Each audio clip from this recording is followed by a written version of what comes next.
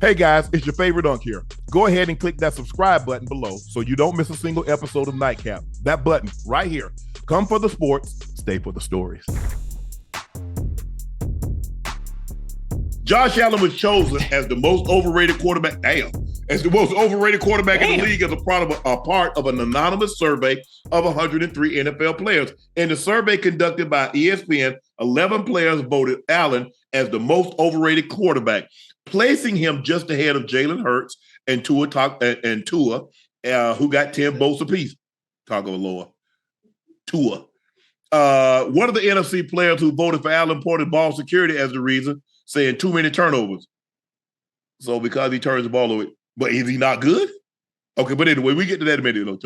Allen also had the most total turnovers in the NFL since he entered the league 2018, which is 102. However, his 221 combined passing and rushing touchdowns during that same time frame is second in the league, only behind my homeboy. His 53 career rushing touchdowns are already second most in the NFL by a quarterback, only behind Cam Newton, who has 75. Ocho, what's your take? Do you believe Josh Allen is overrated? Fuck no, he ain't overrated. Goddamn, no damn well he's not overrated. Now, coming from his peers, and I'm sure this was probably offensive players too that did this survey. And sometimes when it comes to these surveys, I try to think to myself, did players really vote on this? Did the players really vote on this? Because even the players, whether you play offense or you play defense, you understand how good Josh Allen is, despite the goddamn interceptions, despite the goddamn turnovers. You understand how special he is and what he means to the Buffalo Bills. So I kind of take stuff like this with a grain of salt, but I do understand where they're coming from based on what he's done, falling short in the playoffs. I could see if you mentioned that and brought that up. Other than that, man, half of the reason why the Buffalo Bills have changed and got back to their winning ways outside of not reaching the Super Bowl is because of Josh Allen and the quarterback. And I would add Stephon Diggs and being a part of that contribution as well and their success. So I'm curious to see how it's going to turn out this year without that type of player offensively at the helm. So much of the load to me is going to have to be on Josh Allen until Keon Coleman gets himself in a rhythm and gets going, and they find that rapport together in chemistry. So I overrated. No, I don't like it. Who else was on that list? Who else? Tua and Jalen Hurts. Jalen Hurts overrated. Well, I think the thing is he took a step back. Whatever the case may be. Yeah, but he was hurt.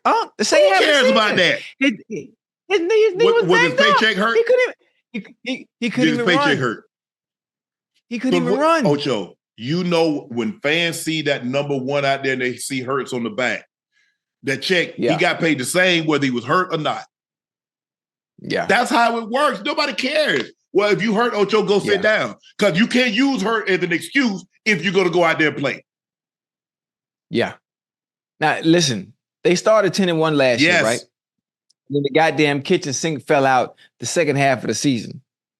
Now, I don't know if that was on the offense, but the games that I did see, that defense stunk that shit up. Jalen Hurts had double the amount of turnovers that he had the year before. So who's that on? Yeah. That's on him. That's on him. He played bad. And a lot of the things that was going on when people shouted, you a hater. Man, see, you always talking about black quarterbacks. You never do this. I say, what y'all doing, y'all accepting things and win, you never would have lost. And then when the bottom player fell out, man, you were right. How you know? Oh, no, don't ump me now. When y'all was dumping on me earlier, I tried to warn you. Because I'm just playing 14 years in the league, studying, watching these guys. I'm telling you, I say they go, hey, there's danger ahead. I'm the check engine light. Now I've been telling you, you know what ass that I'm your check engine light, and I've been warning you. So when it puts you downside the road, what happened? Man, I don't know. You do know the check engine light been on for 2 months, and you didn't get it checked. You didn't adhere to the warnings that I was giving you. But now, when I got your undivided attention when you're at home in the playoffs, after you done got the brakes beat off you, now I got your undivided attention. Nah, you want to change it up. Well, you always picking on Lamar. Don't talk about Lamar. I'm talking about the Eagles.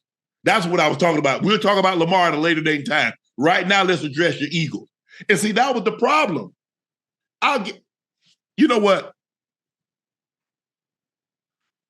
That's the thing, Ocho. People have gotten so used to lies that the truth sounds like hate. Oh. Whoa. Hold on now. Hold on. That's what it is. Boy, that's a good one there, boy. Hell no. People have gotten so used to the lies that the truth sounds like But everybody hate. keeps saying, Shannon, you hating. I need somebody to tell me. A guy that's accomplished what I've accomplished. I'm done. My resume is pick it apart. 13-5 in the playoffs, Pro Bowls, All Pros, All Decade Player, Hall of Fame. Tell me why I would hate on any player. Because only one player currently playing has as many Super Bowls as I have. That's Kelsey. So tell me the players that I'm hating on. I'm waiting. Oh, what y'all gonna do? Y'all want to compare me to a quarterback? Y'all want to compare me to a defensive tackle? I mean, what y'all want to compare me to? I ain't got no problem. Kelsey better than I was. Gronk better than I was. I got what I could out of my ability. I ain't gonna never hate. But I will tell you like it is. But you ever notice? Like I tell y'all, when these players that y'all think I be hating on, when they see me, you hard, but you fair. You call it like you see it. So what y'all be saying, y'all fans. And I get it. Hey, you supposed to support your guys. But I ain't got no dog in the fight. My job is to be, when guys play well, I say they play well. When guys play bad, when Patrick Mahomes was playing bad, I said he played bad. Y'all ain't had no problem with that. Oh, I gave him the nickname Homeboy. I ain't had no problem with that. But y'all come up with every excuse. Oh, they should have run the ball. Oh, they throw the ball too much. He ain't got no help. Well, damn, he ain't had no help in win MVPs. But when he loses, we got to blame somebody else.